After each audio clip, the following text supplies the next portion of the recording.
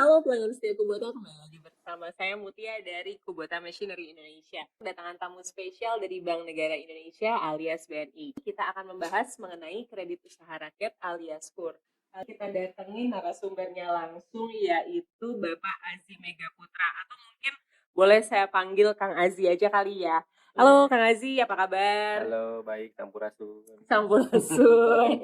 Halo, Kang Azi ini adalah Asisten Vice President BNI dari Divisi Small Business dan Program. Kang Azi sudah lama di BNI? Alhamdulillah betah Betah. lebih dari 12 tahun Wah, sekarang. itu betah banget ya. Sudah betah banget. Berarti udah siap banget ya menjawab semua pertanyaan-pertanyaan hari ini ya. Ini Insya lumayan Allah. banyak nih soalnya pertanyaan-pertanyaan titipan dari bosku-bosku Kubota soal KUR BNI. Iya. Jadi langsung aja mungkin ya Boleh, boleh boleh, boleh. saya mulai. Oke, jadi hari ini sebenarnya kita mungkin pertanyaannya sangat general mengenai kredit usaha rakyat yang memang dari KMI mungkin kita sama BNI sudah kerjasama sejak Desember 2022 ya. Ya. Mungkin beberapa pelanggan setia Kubota juga sudah tahu, cuma memang masih banyak yang bertanya-tanya nih, masih banyak juga yang belum tahu sebenarnya cara apply-nya gimana sih, atau bahkan masih banyak juga yang belum tahu sebenarnya KUR itu apa sih gitu. Jadi mungkin Kang Azi bisa jelaskan pengertian KUR ini secara umum itu apa sih? Oke, oke. Terima kasih Mbak Mutia dan teman-teman semua, terutama Kubota. Jadi saya boleh manggil Kubota aja ya, Mm-mm. karena kan kami tuh kerjasamanya sama KMI, Kubota Machinery Indonesia, Iya. gitu ya, betul ya? Mm-mm. Nah, oke. Jadi kita mau bahas khususnya KUR hari ini. Jadi KUR itu sendiri kan namanya tuh kredit usaha rakyat, di mana kredit usaha rakyat ini adalah sebuah program dari pemerintah, di mana namanya program pemerintah itu diatur. Nah, diaturnya itu sama peraturan Kementerian Perekonomian. Saya izin ngutip ya Mbak Mutia. Jadi KUR itu menurut Permenko nomor 1 tahun 2023 adalah kredit atau pembiayaan modal kerja dan atau investasi kepada debitur individu atau perorangan, badan usaha dan atau kelompok usaha yang produktif dan layak. Namun belum memiliki agunan tambahan atau agunan tambahannya belum cukup. Nah, dari KUR sendiri ini sebenarnya kebagi 3 kategori. Atau 3 jenis lah ibaratnya ya. Yang pertama itu super mikro, yang kedua itu mikro, yang ketiga itu kecil. Yang ngebedain itu cuma maksimumnya aja. Nah, kalau super mikro maksimum kreditnya itu cuma sampai 10 juta. Kalau yang mikro itu 10 juta sampai dengan 100 juta. Nah, sedangkan yang kecil itu di atas 100 juta sampai dengan 500 juta. Jadi nggak boleh nih dapat KUR lebih dari 500 juta. Maksimal hanya 500 juta. Nah, dari jenis-jenis tadi itu kebagi dua peruntukannya. Tadi udah diceritain tuh kata Permenko. Yang pertama itu untuk kredit modal kerja atau nanti mungkin kita akan bilangnya KMK. Yang kedua itu untuk kredit investasi. Berarti kita akan ngomongin nanti kaki. Gitu, Mbak Mutia, untuk KUR secara umumnya. Berarti memang investasi dan produktif itu ya kata Yes, kuncinya ya Kak yes, ya? yes, Oke, oke, yes. oke. Berarti dan kalau dilihat dari nilainya itu memang sesuai dengan nilai dari produk-produknya unit-unit Kubota gitu ya Pak ya? Iya, betul Oke, sekali. oke, oke. Cocok lah ya. Cocok gitu ya. Oke, nah jadi kalau dari kerjasamanya Kubota dengan BNI itu kan Desember 2022 ya Pak ya? Tapi BNI ini sendiri sejak kapan sih menyalurkan kredit usaha rakyat itu sendiri? Oke, jadi BNI ini sudah menyalurkan kredit usaha rakyat atau KUR ini dari tahun 2016. Dan disalurkan melalui seluruh cabang yang BNI miliki seluruh Indonesia, Mbak. Jadi udah cukup lama lah untuk menyalurkan KUR ini. Nah, jadi untuk kali ini mungkin yang bisa kami sampaikan adalah khusus gitu untuk para pelanggan setianya Kubota ini dengan kerjasama akhir tahun 2002 kemarin. Jadi sebenarnya alhamdulillah BNI berhasil kerjasama dengan Kubota. Itu di mana kerjasamanya tuh sebenarnya tuh kalau ngomongin KUR bukan cuma KUR, Mbak. Gitu, tapi khusus pembiayaan alat mesin pertanian atau kita biasa bilangnya Alsintan dengan spesifikasinya itu 3. Yang pertama itu traktor roda 4 dengan implementnya, yang kedua mesin mesin tanam padi, yang ketiga itu combine harvester atau bosku-bosku bilangnya combine. Combine ya. Jadi udah tadi itu sudah kami cover lah dalam kerjasama tadi. Oke, berarti itu yang banyak yang tanya sih. Berarti semua cabang BNI sudah bisa seluruh Indonesia sudah melayani. Yes. Dan kalau berapa kali sih nasabah bisa mengajukan KUR ke bank ke BNI? Oke, misalnya gini, kalau ada yang nanya, saya bisa beberapa kali sih ngajuin KUR gitu. Itu melihat sebenarnya dari tadi pembagian jenisnya tadi atau kategorinya tadi. Jadi selama limitnya tidak melebihi 500 juta secara total, itu boleh berkali-kali. Tapi tidak boleh melebihi 500 juta, gitu. Ada customer yang menanyakan seperti ini, dia sudah mengajukan, kemudian karena dia sudah mengajukan, dia mengajukan lagi pakai nama istrinya. Oke. Kemudian dia mengajukan lagi pakai nama anaknya, Oke. gitu. Jadi saya mau mengajukan lagi, tapi karena katanya nggak boleh karena semua Iya, nama di kakaknya sudah. betul. Jadi tadi mungkin tambahannya itu selama dia limitnya tidak lebih dari 500 juta, tapi per NIK. Oke. Iya, jadi kalau selama NIK-nya belum terdaftar, Mm-mm. di daftarnya pemerintah sudah menerima kur sampai dengan batas maksimum plafon 500 juta tadi, Mm-mm. itu masih boleh. Tapi karena tadi Mm-mm. dengan kondisi-kondisi tertentu, ternyata anak pertama dikasih hadiah ulang tahun komben 1, anak istrinya dikasih hadiah pernikahan misalnya komben harvester 2, dan si bapaknya sendiri dapat, udah nggak bisa lagi tuh. Gitu kalau misalnya memang, apalagi kalau misalnya dia ngajuin ke bank lain. Itu udah nggak bisa. Karena untuk penerimanya atau untuk penerima tahun 2023 nih dengan aturan yang baru, itu sudah tidak bisa lagi. Gitu, mengajukan. Apa sih Pak yang membedakan ini dengan pembiayaan atau kredit BNI yang lain? Artinya dari apa yang membedakan dari suku bunganya, uang muka atau nilai batas kreditnya? Oke. Jadi KUR ini kita punya tagline. Tagline-nya itu yang pertama murah, yang kedua cepat, yang ketiga itu tepat. Gitu. Jadi yang membedakan itu 3 tadi itu tuh. Yang pertama udah pasti murah. Jadi kalau kita ngomongin apa ya, bunganya gitu ya, itu murah banget. Nah, sekarang tuh ditiring dari 6 sampai 9%. Terus kalau misalnya cepat, itu prosesnya seharusnya lebih mudah karena secara persyaratan itu disesuaikan dengan kondisi UMKM di lapangan. Dan yang terakhir adalah tepat. Nah, tepat ini jadi tidak semua bisa dapat atau tidak semua bisa masuk kriteria penerima KUR. Gitu. Jadi ada kriterianya nih. Jadi nggak semuanya, terutama yang khususnya UMKM yang katakanlah yang tadi salah satunya sudah punya kredit komersial gitu. Terus ada juga yang kreditnya tidak lancar, sudah berjalan, atau juga yang memang secara daftar hitam nasional atau DHN itu ternyata di blacklist. Itu nggak boleh tuh. Memang itu ya artinya harus dia yang layak menerimanya. Gitu. Eksklusif Ya. tapi kalau kamu masuk di daftar yang sangat eksklusif itu udah pasti dapat gitu ya Pak Iya, ya? betul gitu.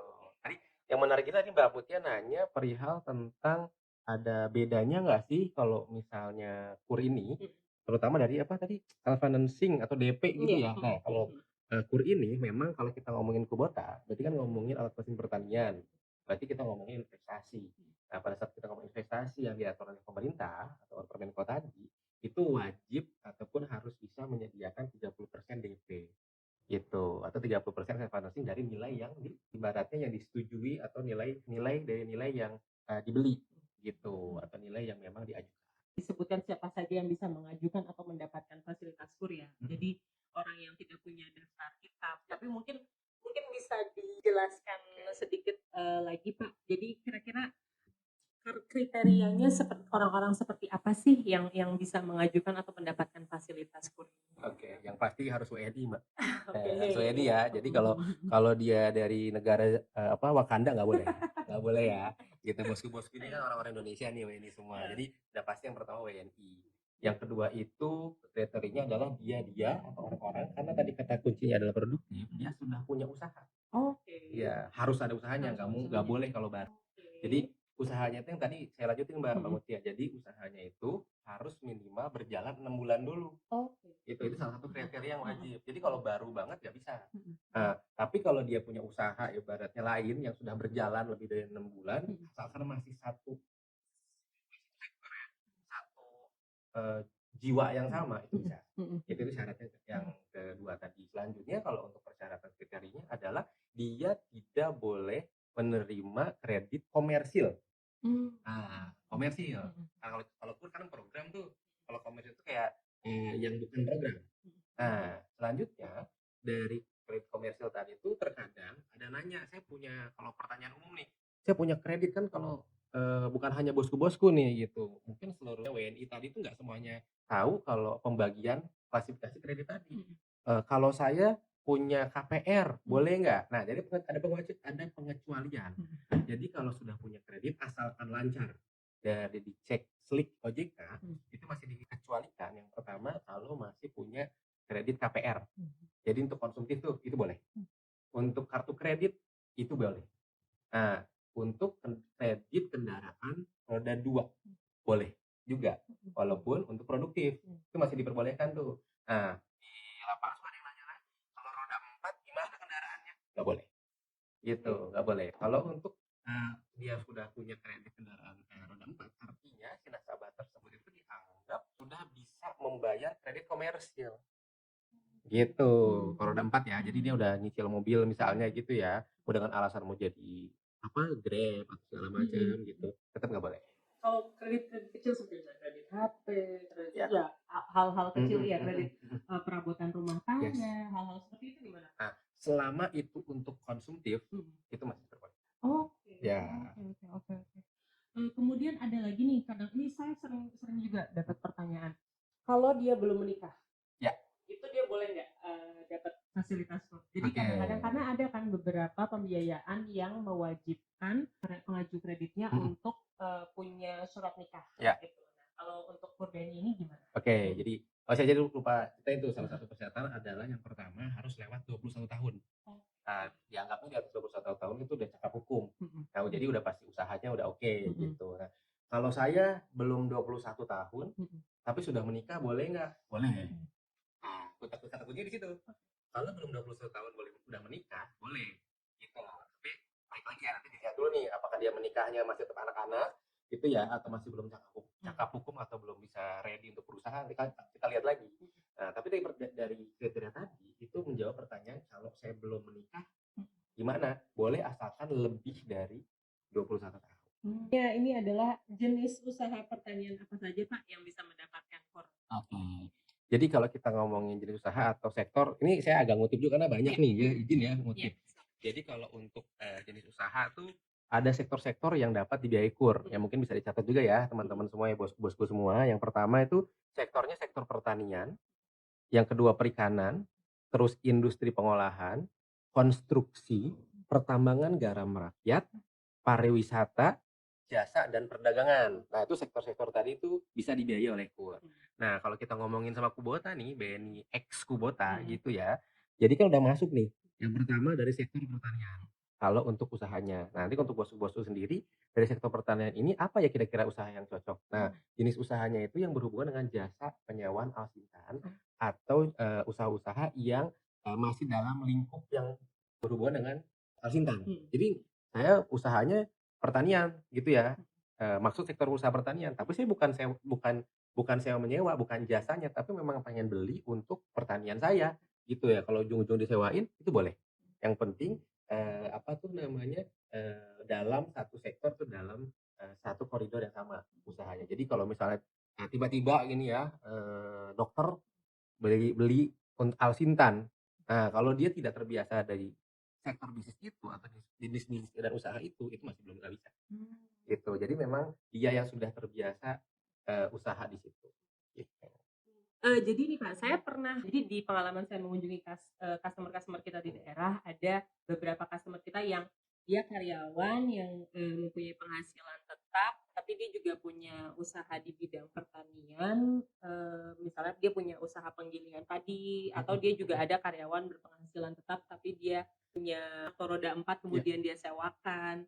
Nah, seperti itu juga itu tidak apa-apa gitu kan ya Pak ya? Ya, masih bisa ya Mbak. Dalam artian gini, kalau kita ngelihat usahanya atau ngelihat dari calon debiturnya gitu ya, atau si bosku ini, saya punya penghasilan tetap gitu. Tapi saya juga punya usaha yang sudah berjalan yang tadi dengan syarat yang tadi lebih dari 6 bulan, itu masih bisa. Yang paling sering juga ditanyakan dan kalau saya sih paling ini juga sering saya jawab adalah persyaratan ya, persyaratan itu pasti KTP, KK, kalau sudah menikah surat nikah gitu. Nah, tapi sebenarnya persyaratannya tuh apa sih Pak yang bisa bikin persyaratannya ini mudah disetujui? Oke. Ini pertanyaan menarik sebenarnya nih ya. Jadi gimana sih caranya disetujui? Sebenarnya yang pasti kita mau sampaikan dari BNI, tentunya tidak semua pengajuan bisa disetujui. Gitu ya? Iya dong. Kan karena semua orang pengen dapat pembiayaan, tapi kondisinya macam-macam gitu. Tapi kalau pertanyaan tadi gimana sih caranya gitu ya? Kalau misalnya saya tuh merasa saya bisa dapat kredit usaha rakyat gitu ya gitu. Nah, sebenarnya kata kuncinya tadi penjelasan pertama yang itu produktif, yang kedua itu layak. Nah, yang kita pada saat kita ngomongin produktif, artinya dia memiliki usaha. Nah, usahanya yang sudah berjalan menghasilkan.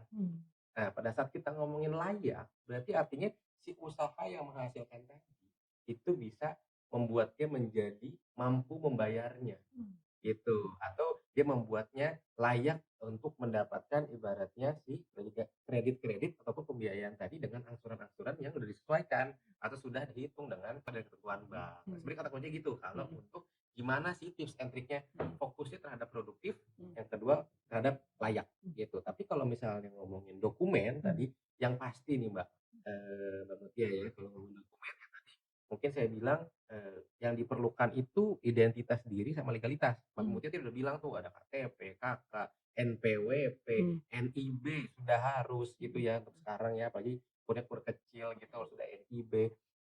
Terus yang paling penting itu sebenarnya salah satunya si nasabah ini mungkin agak bukan bocoran ya, tapi lebih ke gini. Ini sekalian edukasi untuk teman-teman bosku gitu ya. Jadi para calon penerima KUR itu memang harus sudah mulai punya pencatatan keuangan. Gitu Mbak Mutia gitu. Jadi pencatatan keuangan itu kan sebenarnya simpel. Kayak saya hari ini dapat berapa, pengeluaran saya berapa, oh saya untung berapa. Itu sebenarnya hal-hal yang jarang dilakukan para pengusaha-pengusaha UMKM. Tapi dengan sekarang kondisi-kondisi sekarang seharusnya mereka punya tuh. Kalau zaman dulu saya itu di warung tuh dicatatnya disobekan bungkus rokok biasanya gitu ya, zaman-zaman kecil tuh catet sebagian. Tapi zaman-zaman sekarang seharusnya mereka minimal punya buku atau minimal punya pencatatan. Nah, itu menarik pertanyaan Mbak Mutia pada saat bilang dokumen apa ya? Nah, dalam artian tapi bukan yang direka-reka loh, bukan begitu mengajukan saya baru buat nih gitu kan, tidak. Tapi yang memang mereka sudah terbiasa. Memang sudah terbiasa, kalau saya nyewain komben misalnya gitu ya, itu bisa kelihatan tuh saya dapat per hektar bahkan beda-beda nih, jadi saya nggak boleh bocorin pasti nih karena setiap daerah beda-beda ya bosku ya harganya ataupun jasanya tergantung dengan kesulitannya, lahannya dan lain sebagainya.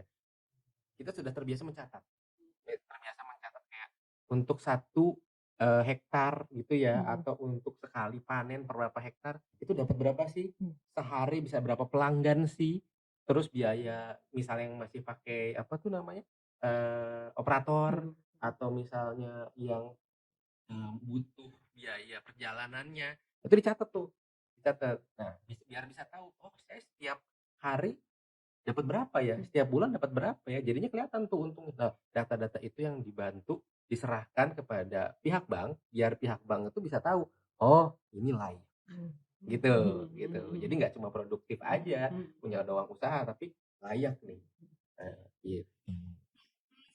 Menyebut NPWP ini menarik nih karena banyak loh di daerah itu yang misalnya usahanya dia tuh memang beneran cuma menyewakan Alsintan ya, dan dia nggak punya NPWP. Nah itu gimana tuh? Oke, buat aja. harus punya, nggak boleh. Jadi ibaratnya, mohon maaf nih, ibaratnya sebenarnya bukan, saya yakin ini bukan tugas sales. Iya. Ya, saya nggak ngomongin sales Kubota, nggak ngomongin sales BNI, tapi di lapangan tuh mau nggak mau ada beberapa nasabah yang dibantu sama sales. Nah, tapi balik lagi kita edukasi. Salah satu pengedukasinya ya harus punya. Bayangkan dia punya Alsintan, gitu, dia punya Komben, tapi dia nggak punya NPWP. Kan padahal sebenarnya penghasilannya lumayan loh gitu lumayan gitu. Jadi dia harus memang buat dan bukannya jualan, sekarang menurut informasi cepet kok buat, nggak susah, bahkan dipermudah gitu. Warga bijak taat pajak. Iya betul. Tadi kita sempat ngomongin ya soal misalnya punya apa, kalau sudah pernah punya kredit komersil itu tidak bisa mengajukan KUR. Nah, kalau misalnya calon debitur lain di bank dan di perusahaan pembiayaan lain, bisa nggak tetap mengajukan KUR? Oke. Kata kuntinya adalah dia punya pembiayaan di bank lain atau di tempat lain gitu ya, di lembaga pembiayaan lain. Jadi mungkin saya bisa jawabnya gini, kalau dia sedang berjalan saat ini di tahun 2023 sudah mendapatkan, sudah tidak bisa lagi Mbak, gitu. Karena aturan yang tadi, aturan Permenko 2023 tadi yang memang semakin memperketat. Jadi yang tadi saya coba ceritakan perihal tentang yang tidak boleh lagi komersial, jadi berarti state, yang sudah pernah dulu tuh mungkin nggak seketat itu. Sekarang tuh yang bener-bener sudah pernah merasakan, bahkan merasakan Itu diperketat. Jadi balik lagi biar tepat sasaran untuk yang mendapatkan kurnya gitu. Saya mau menyampaikan salah satu pesan pemerintah nih gitu kan, karena kita juga kan BNI nih agent of development juga gitu kan. Gitu. Jadi salah satu yang mau kita sampaikan ke teman-teman semua, para bosku ini gitu ya. Jadi kalaupun memang sedikit agak berbeda dan jadinya lebih ketat, tujuannya agar UMKM naik kelas. Gitu. Jadi UMKM ini nggak di situ-situ aja. Apalagi dia misalnya sudah berkembang, dapat kur satu kali, ternyata dia sudah bisa beli apa, dapat kur satu kali sudah bisa jadi apa. Nah, jadi diharapkan berkembang. Itu terutama untuk yang dapat kurnya yang kur kecil ya, berarti di atas 100 juta. Karena untuk kur-kur yang memang super mikro, yang mikro itu memang apa ibaratnya dikhususkan lah gitu. Jadi balik lagi pesannya adalah agar UMKM naik kelas gitu, Mbak Mutia. Oke. Tadi kita sudah sempat ngomongin bahwa untuk kur ini memang ada down payment atau DP. Ya. Nah, apakah ada jaminan tambahan untuk kur? Oke. Saya coba jawabnya agak sedikit panjang boleh ya, Mbak Mutia ya, bosku-bosku nih. Ini pertanyaan yang banyak juga di lapangan. Yang pertama kan tadi kur kita ngomongin untuk dua peruntukannya, KMK atau kredit modal kerja dan KI, kredit investasi. Nah, pada saat kita ngomongin KMK, ini kur secara umum ya. Pada saat kita ngomongin KMK, berarti kan untuk modal kerja. Modal kerja ini jaminan utama. Nah, ada garis bawahnya jaminan utama karena yang Mbak Mutia tadi tanya adalah jaminan tambahan ya. Nah, KMK ini jaminan utamanya adalah aset lancar. Agak teknis sedikit. Aset lancar ini adalah kas, ada piutang, sama persediaan. Nah, itu adalah jaminan. Saat ngomongin jaminan katakanlah aset gitu ya, sertifikat tanah dan lain sebagainya, itu harus dikasih tambahan khusus yang KMK. Tapi untuk kur ini juga ada keringanan. Yang diwajibkan untuk memberikan jaminan tambahan hanya KMK ataupun kurnya kur kecil. Berarti untuk penerima kredit kur di atas 100 juta sampai 500 juta. Jadi yang di bawah 100 juta atau bahkan bahasa pemerintah tidak boleh. Gitu, tidak boleh jaminan tambahan. Nah, saya jawab lagi nih, yang satu lagi berkembang untuk yang kredit investasi, katakanlah yang Kubota nih ya. Nah, yang Kubota ini sebenarnya jaminan utamanya kan namanya kredit investasi. Berarti dia membiayai hal-hal yang sifatnya untuk investasi. Jadi jaminan utamanya adalah objek yang dibiayai. Nah, beda tuh. Nah, kalau misalnya kita beli Alsintan, beli Combine, jaminan utama kita bukan yang aset lancar tadi, ya Combine itu. Nah, jadi ke pertanyaannya lagi, boleh nggak gitu ya, boleh nggak ada jaminan tambahan atau harus ada jaminan tambahan? Sebenarnya tidak perlu. Karena jaminan utamanya sudah yang kita biayai. Gitu, tidak perlu tuh. Hanya saja di lapangan ini terkadang beda-beda kondisinya. Itu, tidak semua daerah sama. Tidak semua tempat itu sama. Jadinya pada saat kita memberikan seharusnya tuh nggak usah nih pakai jaminan tambahan. Nah, untuk membuat dia menjadi kan tadi produktif sudah nih, layak sudah, tapi yang namanya ngomong sama bekerja sama dengan perbankan kan ujung-ujungnya biar dipercaya. Gitu kan, agar dipercaya, agar nantinya jadi bankable gitu kan ibaratnya. Nah, ada beberapa kondisi nasabah yang dirasa berbeda di lapangan, itu biasanya tetap biasanya suka dimintain jaminan tambahan untuk investasi gitu. Tapi balik lagi kalau pertanyaannya jaminan tambahan ini harus atau tidak? Tidak. Gitu karena si jaminan utamanya si Kubota apalagi sekarang kan untuk dengan kerjasama ini ya Mbak bos-bosku sekalian, ini Kubota ini membantu BNI agar apa? Agar si alat mesin pertaniannya atau tadi komben-kombennya ini dia memiliki kualitas yang bagus atau punya masa hidup ya atau masa hidup itu bahasanya apa ya? Masa digunakannya itu lebih lama dari biasanya dengan cara maintenance yang rutin gitu. Oh iya, iya. Jadi berarti juga ada dijaga juga gitu ya dari. Betul. Jadi ya kalau selama asetnya yang kita biayai ataupun tadi si Kubotanya atau alatnya kita biayai dan itu dijaga dengan baik bareng-bareng gitu nggak cuma terkadang kan yang namanya pembeli atau penerima tuh tahu pakai aja rusak servis mau disuruh servis nanti tunggu 1 tahun gitu tapi kalau Kubota sendiri dengan kerjasama kan Kubota kan ngebantu untuk melihat kondisi Alsintan atau kombennya salah satunya itu dalam kondisi selalu baik atau enggak selama ya tadi mungkin maksimal 3 tahun. gitu. Ya, dan juga sebagai reminder bahwa bila membeli unit Kubota kita ada after sale service di 50, 200 dan 400 jam itu semuanya gratis dari Wah, dealer resmi Kubota. Jadi mantap. itulah kenapa harus beli unit di Kubota Machinery Indonesia, Iya. dapat langsung dari dealer resmi Kubota. Gitu.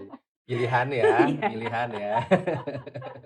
Selanjutnya adalah kalau sudah disetujui nih Pak, pembiayaannya sudah disetujui oleh bank. Nah, cara pembayaran angsuran nasabah ke bank itu bagaimana Pak? Jadi Oke. mungkin bisa dijelaskan skema pembiayaannya itu seperti apa? Oke. Nah, Mbak Mutia kalau saya ditanya cara bayar ke bank gimana, dateng dong gitu Bang ya, Iya. setor ya gitu ya. Agak penuh-penuh dikit sih gitu, tapi harus datang ke Ya. bank. Itu maksudnya gini, pertanyaan Mbak Mutia mungkin saya akan jawab ini. Jadi kalau pembayarannya kalau sudah disetujui, itu pasti otomatis dibukakan rekening tabungan. Nah, rekening tabungan BNI dong tentunya. Nah, itu tuh ibaratnya harus ataupun wajib dijadikan tempat transaksi. Biar apa? Nggak sering-sering setor. Gitu. Nah, kalau ditanya lagi nanti bayarnya gimana ya ke BNI? Apakah saya harus datang tiap bulan gitu ya ke BNI? Tidak. Selama ada saldo di rekeningnya. Gitu. Nah, si saldo rekening ini terjaga dengan apa? Salah satu transaksi. Kenapa nanti pada tanggal tertentu di setiap akhir bulan yang disepakati, jadi setiap akhir bulan kalau BNI itu tidak sesuai dengan beda nih agak beda dikit nih biasanya sama leasing ya, yang sesuai tanggal akad tidak. BNI itu di akhir bulan. Di akhir bulannya itu udah auto debit aman gitu. Jadi tidak perlu lagi saya setor, nyari kantor BNI nih belum setor. Ya kecuali nggak ada isinya duitnya itu tadi harus setor. Atau saya punya rekening di bank lain, tinggal transfer aja karena sudah auto debit gitu. Tapi yang kami harapkan justru jangan nunggu transfer, jangan nunggu setor. Ya. Uangnya muter di situ gitu. Itu kalau pertanyaannya dari Mbak Putih itu gimana sih cara pembayaran berarti auto debit gitu. Tapi yang menarik tadi ada pertanyaan lanjutan itu Mbak Putih skemanya. Jadi gini, dengan kerjasamanya kita ini sebenarnya kalau ngomongin umum sektor apapun terutama perdagangan yang namanya kur itu harus dibayar tiap bulan, setiap bulan harus dibayar. Jadi saya ngajuin berapa tahun, setahun, 2 tahun, 3 tahun, ya tiap bulan bayar, disesuaikan dengan kemampuan sama kondisi usahanya gitu. Tapi karena kerjasama ini ataupun memang ada kondisi-kondisi tertentu yang disesuaikan dengan usaha si penerima kur atau si debitur tadi yang karena udah setujui, itu ada pilihan sebenarnya. Teman-teman bosku tuh ada pilihan yang dibayar pada saat panen atau yarnen kita bahasanya. Nah, itu pun sebenarnya disesuaikan. Sesuainya dengan apa? Dengan kondisi usaha.